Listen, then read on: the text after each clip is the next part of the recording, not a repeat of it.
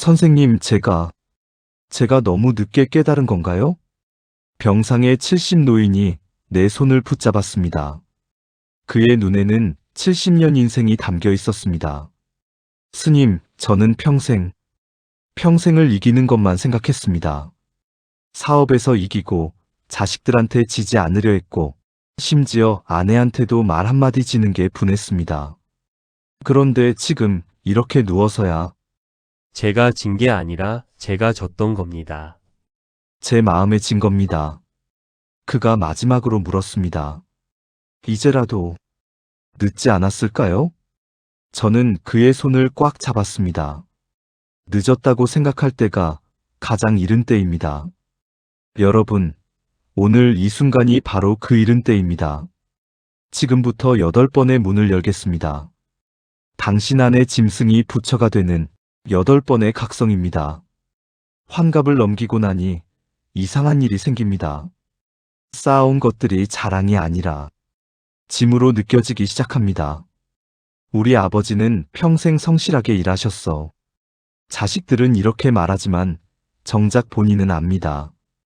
그 성실함 뒤에 얼마나 많은 짜증이 있었는지, 얼마나 많은 화를 삼켰는지, 그리고 그 삼킨 화가 결국 누구에게 튀었는지. 여보, 오늘 애들 학부모 모임 가야 하는데 차 좀. 지금 피곤한데 그런 소리 하지 마. 당신이 알아서 해. 문을 쾅 닫고 나가던 그날, 아내의 눈빛을 봤지만 못 본 척했습니다. 에이, 좀 이해를 해줘야지. 내가 얼마나 힘든데. 그렇게 우리는 쌓아 올렸습니다. 집도, 저축도, 경력도. 하지만 함께 쌓인 것이 하나 더 있었습니다. 상처였습니다. 부처님께서는 이것을 업이라 부르셨습니다. 업은 신비한 저주가 아닙니다. 그저 반복된 습관, 굳어진 마음의 형태일 뿐입니다. 당신이 평생 쌓아온 말투, 당신이 평생 반복한 표정, 당신이 평생 선택한 태도, 이것들이 지금 당신 주변을 만들었습니다. 외로운 노년이 불행이 아니라 쌓아온 습관의 결과인 겁니다. 하지만 여기 놀라운 진실이 있습니다. 쌓는데 70년 걸렸어도 허무는 데는 단 하루면 됩니다. 진심 어린 사과 한마디, 오늘 저녁 반찬 칭찬 한마디, 손자 안아주며 사랑한다 3글자. 그런데 왜 우리는 그 간단한 말 한마디가 그렇게 어려운 걸까요? 그 이유는 우리 안에 아직도 굶주린 짐승이 살고 있기 때문입니다. 탐욕. 부처님께서 말씀하신 삼독 중 첫 번째입니다. 스님, 저는 욕심 많은 사람이 아닙니다. 많은 분들이 이렇게 말씀하십니다. 저는 재벌도 아니고 큰 집도 안 바랍니다. 정말 그럴까요? 식당에서 70대 두 친구가 앉아 있습니다. 야, 너희 아들 요새 잘 나간다며? 대기업 임원 됐다고? 아, 그냥 뭐 그런 거 별거 아냐? 별거 아니긴. 우리 아들은 그냥 평사원이야. 에휴, 우리 애는 왜 저렇게 못했을까? 내가 뭘 잘못했나? 이것이 탐욕입니다. 돈만 욕심이 아닙니다. 자식이 더 잘 되기를 바라는 마음, 손자가 명문대 가기를 바라는 마음, 내가 남보다 낫기를 바라는 마음, 인정받고 싶은 마음, 무시당하지 않으려는 마음. 이 모든 것이 탐욕입니다. 조금만 더. 이 3글자가 우리 인생을 지배했습니다. 조금만 더 벌면, 조금만 더 오르면, 조금만 더 인정받으면, 그러면 행복할 거라고 믿었습니다. 그런데 돌아보십시오. 그 조금만 더 때문에 놓친 것들을. 아내가 말을 걸 때, 나중에라고 했던 순간들, 아이가 아빠같이 놀아요 할 때, 바빠라고 했던 날들, 친구가 요즘 힘들다고 할 때, 나도 바빠라고 끊었던 통화들. 여보, 우리 이번 주말에 등산 갈까? 등산? 지금 돈 벌 생각해야지 무슨 등산이야? 그 아내가 지금은 치매입니다. 이제는 등산을 가자고 해도 당신이 누군지 모릅니다. 탐욕의 무서운 점은 이겁니다. 영원히 배부르지 않는다는 것. 100억을 가진 사람은 1000억을 바랍니다. 천억을 가진 사람은 1조를 바랍니다. 끝이 없습니다. 그렇다면 해법은 무엇일까요? 족함을 아는 것입니다. 지족. 오늘 하루 세끼 먹었으면 족합니다. 오늘 따뜻한 잠자리가 있으면 족합니다. 오늘 전화 한 통 나눌 사람이 있으면 족합니다. 할아버지, 저 오늘 학교에서 칭찬받았어요. 그래? 우리 손주 잘했네. 할아버지는 오늘 손주 얼굴 봐서 행복해. 이 한마디면 됩니다. 너 그것밖에 못했어? 가 아니라 잘했네면 됩니다. 그런데 이 단순한 만족이 왜 이리 어려운가요? 그것은 우리 안의 두 번째 짐승이 방해하기 때문입니다. 바로 분노입니다.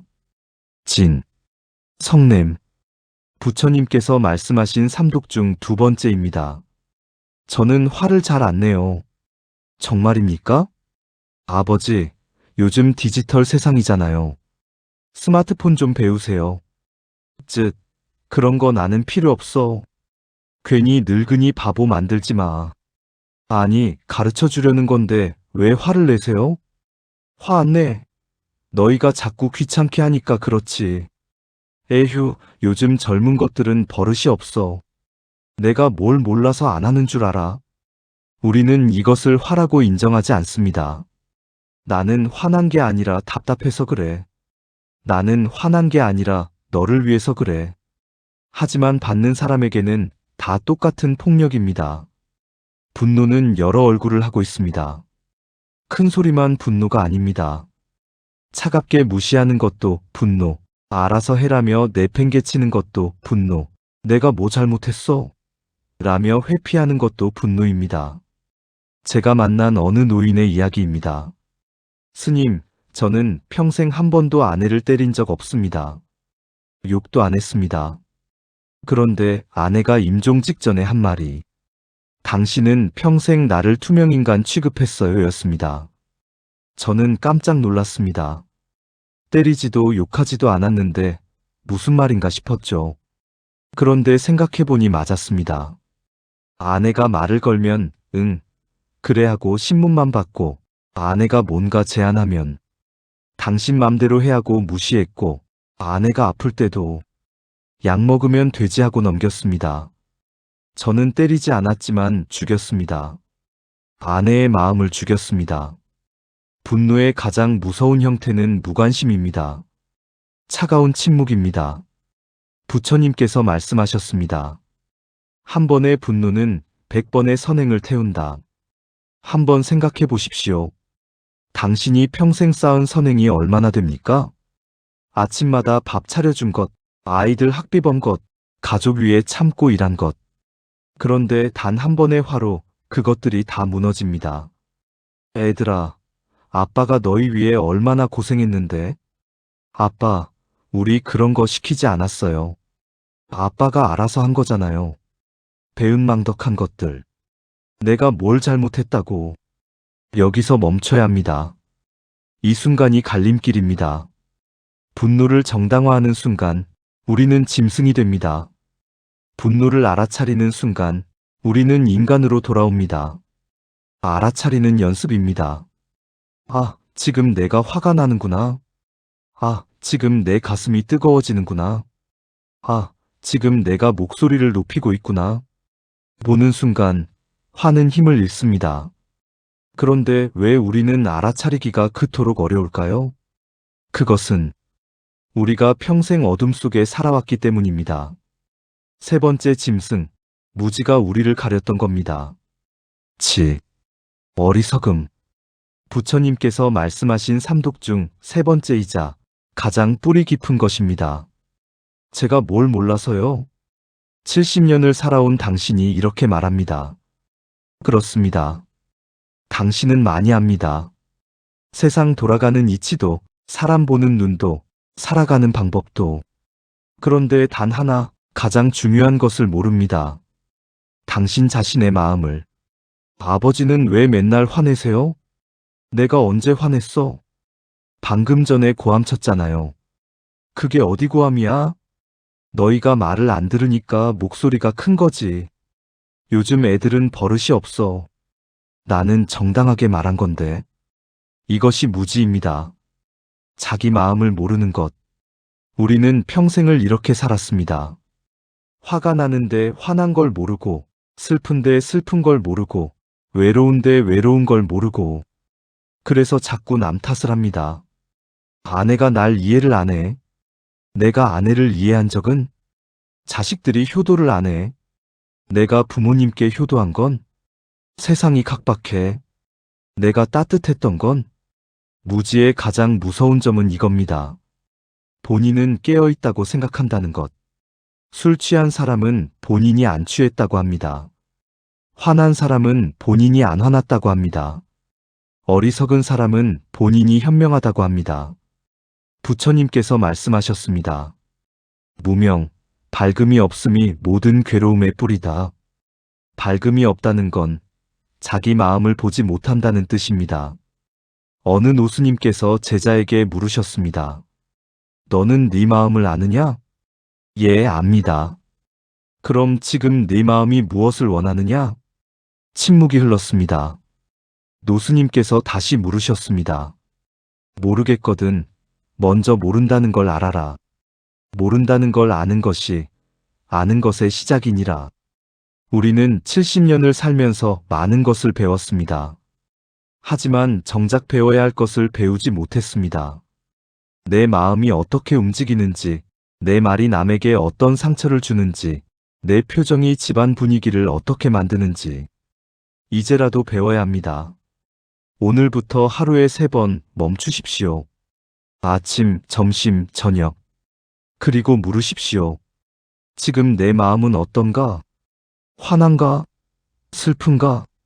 편안한가? 단 10초면 됩니다. 이 10초가 쌓이면 어둠이 걷힙니다. 그런데 만약에 말입니다. 내가 평생 저질렀던 잘못들이 너무 많아서, 너무 깊어서 용서받을 수 없다면? 그때는 어떻게 해야 할까요? 참회. 가장 용기 있는 행동입니다. 이제 와서 뭐해요? 다 지나간 일인데. 많은 분들이 이렇게 말씀하십니다. 아닙니다. 지나가지 않았습니다. 25살 아들이 아버지를 찾아왔습니다. 아버지, 제가 어렸을 때 기억나세요? 제가 그림을 그려서 보여드렸을 때 아버지가 뭐라고 하셨는지 기억하세요? 무슨 말을 했는데? 이런 거 그릴 시간에 공부나 해라고 하셨어요. 전 그날 그림을 다 찢어버렸어요. 그리고 다시는 그림을 그리지 않았습니다. 그런데 아버지는 그 일조차 기억 못 하시네요. 저는 20년을 기억하는데, 그때는 애 장래를 생각해서 한 말인데, 나도 힘들었어. 우리가 잊은 말 한마디, 상대는 평생 기억합니다. 우리가 대수롭지 않게 한 행동 하나, 상대의 인생을 바꿔놓습니다. 이것이 업의 무게입니다. 그렇다면 우리는 어떻게 해야 할까요? 70년을 잘못 살았는데, 이제 어떻게 해야 할까요? 참회입니다. 참회는 자책이 아닙니다. 나는 나쁜 사람이야 하고 무너지는 게 아닙니다. 참회는 인정하는 겁니다. 내가 잘못했구나 하고 바라보는 겁니다. 그리고 바꾸는 겁니다. 다시는 그러지 않겠다 하고 결심하는 겁니다. 그 아버지가 아들에게 말했습니다. 아들아, 아버지가 미안하다. 네가 그림 그리는 걸 막았던 거, 네 꿈을 무시했던 거, 정말 미안하다. 아버지도 그때는 몰랐다. 내 마음을, 내 아픔을. 아버지가 너무 몰랐다. 아들의 눈에서 눈물이 흘렀습니다. 아버지, 그 말씀 듣고 싶었어요. 20년을 기다렸어요. 한마디면 됩니다. 미안하다 3글자면 됩니다. 그런데 왜 이 3글자가 그렇게 어려울까요? 자존심 때문입니다. 내가 왜 사과를 해? 내가 잘못한 게 뭐가 있어? 하지만 생각해 보십시오. 그 자존심 지키고 얻는 것이 뭡니까? 외로운 노년입니다. 아무도 찾아오지 않는 명절입니다. 전화 한 통 없는 생일입니다. 여보, 내가 당신한테 평생 거칠게 대했어. 미안해. 당신이 그 말할 줄은 몰랐네요. 나도 몰랐어. 이렇게 말하기가 이렇게 어려운 줄. 지금이라도 해줘서 고마워요.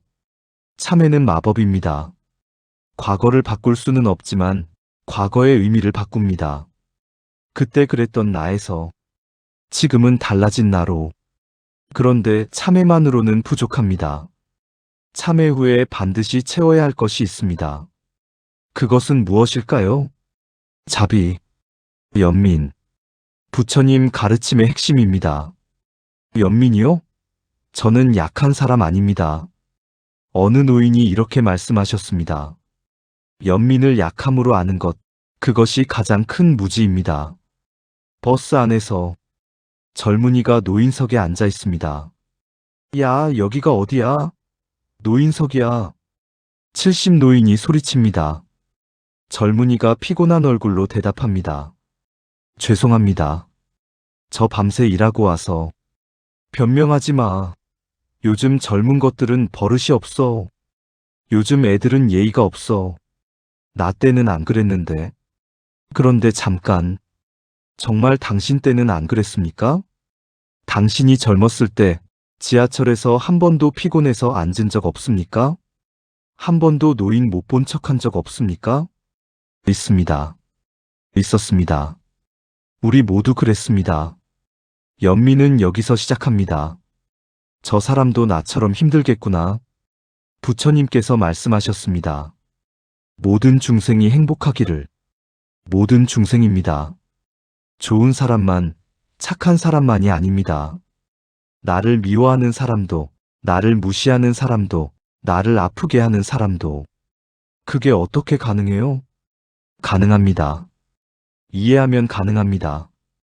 어느 노인이 며느리에게 늘 차가웠습니다. 우리 아들한테 잘해줘요. 밥이 왜 이래요? 청소를 이렇게 해요. 며느리는 참았습니다. 그러다 어느 날, 어머님도 옛날에 시어머니한테 혼나셨어요? 그럼, 나는 맨날 혼났지. 밥을 해도, 청소를 해도 힘드셨겠어요? 응, 힘들었어. 그럼 어머님, 저도 힘들어요. 어머님이 힘드셨던 만큼 저도 힘들어요. 그날 저녁, 시어머니가 처음으로 며느리에게 말했습니다. 수고했어. 오늘 반찬 맛있었어. 연민은 이해해서 옵니다. 저 사람도 나처럼 아프다는 것, 저 사람도 나처럼 외롭다는 것, 저 사람도 나처럼 사랑받고 싶다는 것. 이것을 아는 순간 마음이 열립니다. 우리는 모두 같습니다. 나이도 성별도 지위도 다르지만 마음은 같습니다. 행복하고 싶고, 사랑받고 싶고, 인정받고 싶고, 아프고 싶지 않은 마음. 오늘부터 연습하십시오.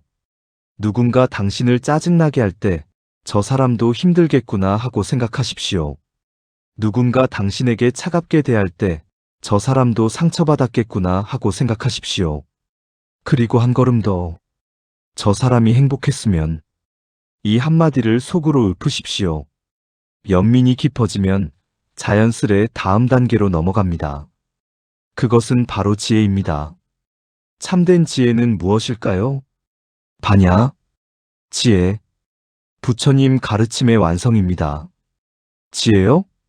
저는 책도 많이 읽었고 경험도 많습니다. 그런 지혜가 아닙니다. 부처님께서 말씀하신 지혜는 아는 것이 아니라 보는 것입니다. 손자가 할아버지에게 물었습니다. 할아버지, 옛날에는 다 좋았어요? 그럼 옛날이 좋았지. 요즘 애들은 버릇없고. 할아버지도 젊었을 때 어른들한테 그 소리 들었을 텐데요. 그건 이 녀석이 지금 나를 놀리나? 우리는 늘 둘로 나눕니다. 좋은 것과 나쁜 것, 옳은 것과 그른 것, 내 편과 내 편. 이것이 분별입니다. 부처님께서는 말씀하셨습니다. 분별이 괴로움을 만든다. 정말 옛날이 좋았습니까? 정말 요즘이 나쁩니까? 아닙니다. 옛날도 힘들었고 요즘도 힘듭니다. 다만 힘든 방식이 다를 뿐입니다. 정말 내가 옳고 저 사람이 틀렸습니까? 아닙니다. 나도 틀렸고 저 사람도 옳습니다. 관점이 다를 뿐입니다. 지혜는 이것을 보는 것입니다. 둘이 아니라 하나임을. 내가 행복해야 남도 행복하고 남이 행복해야 나도 행복합니다. 내가 평화로워야 세상이 평화롭고 세상이 평화로워야 내가 평화롭습니다. 어느 스님이 제자에게 물었습니다. 너는 원수를 어떻게 대하겠느냐? 용서하겠습니다. 그럼 아직 원수가 있구나. 원수가 없어지면 용서할 것도 없느니라. 진정한 지혜는 용서를 넘어섭니다. 처음부터 원수가 없었음을 보는 것입니다. 저 사람이 나를 미워하는 게 아니라 저 사람도 아파서 그런 것.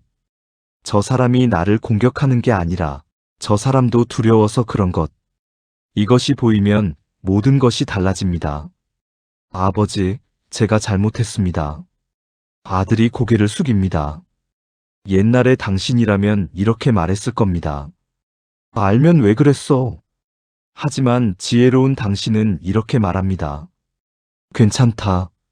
나도 너만 할 때 그랬어. 다음부터 조심하자. 이것이 지혜입니다. 틀렸다고 단정하지 않고 다르다고 이해하는 것. 부처님께서는 이것을 공이라 하셨습니다. 비어있다는 뜻이 아니라 고정된 것이 없다는 뜻입니다. 나도 변하고 너도 변합니다. 상황도 변하고 마음도 변합니다. 그렇다면 무엇을 그렇게 굳게 붙잡고 있습니까? 무엇을 그렇게 절대적으로 믿고 있습니까? 놓으십시오. 내가 옳다는 생각, 내가 특별하다는 생각, 내가 불쌍하다는 생각. 다 놓으십시오. 그러면 자유로워집니다. 그렇다면 이제 마지막 질문입니다. 70년, 80년을 살아온 우리에게 진짜 남은 것은 무엇일까요? 인생의 저녁입니다. 해가 지고 있습니다. 이제 나는 할 수 있는 게 없어. 많은 분들이 이렇게 말씀하십니다. 정말 그럴까요?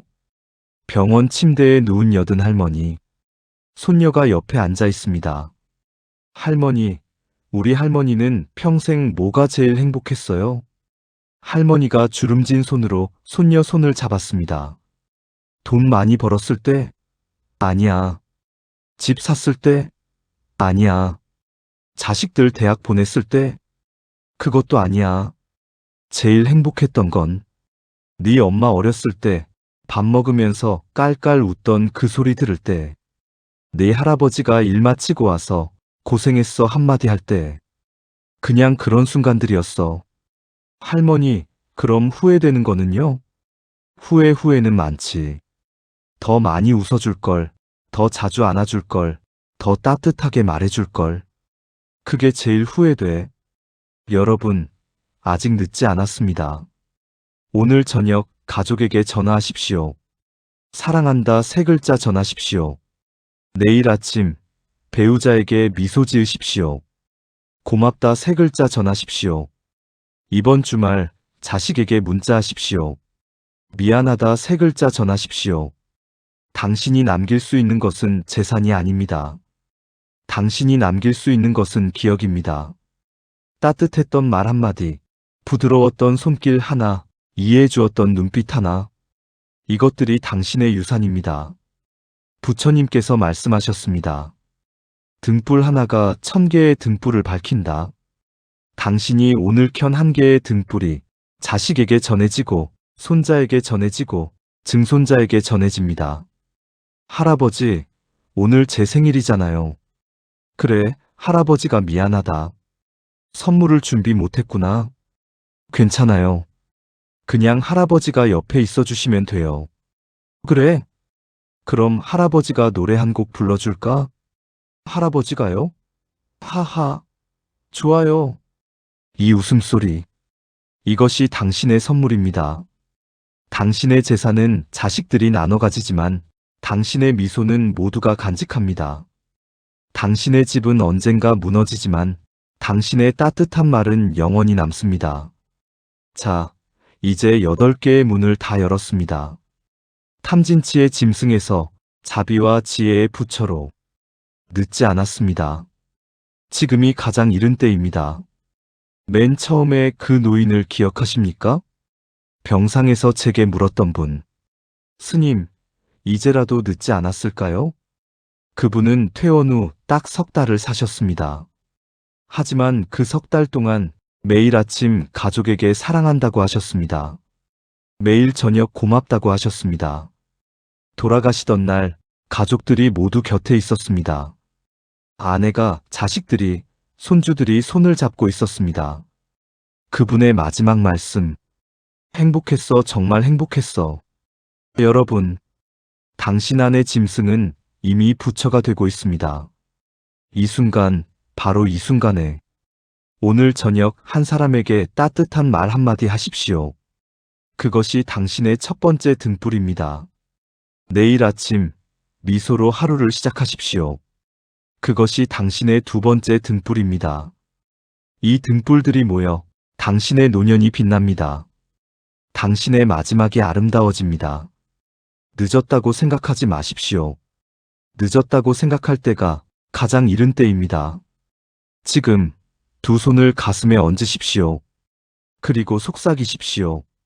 오늘부터 나는 욕심을 줄이고 만족하며 화를 줄이고 이해하며 무지를 줄이고 알아차리며 살아가겠습니다. 나의 작은 변화가 세상에 큰 빛이 되기를. 고맙습니다. 오늘 이 8개의 문을 함께 열어주셔서 당신의 남은 생이 빛으로 가득하길 마음으로 기원합니다. 나무 아미타불, 나무 아미타불, 나무 아미타불.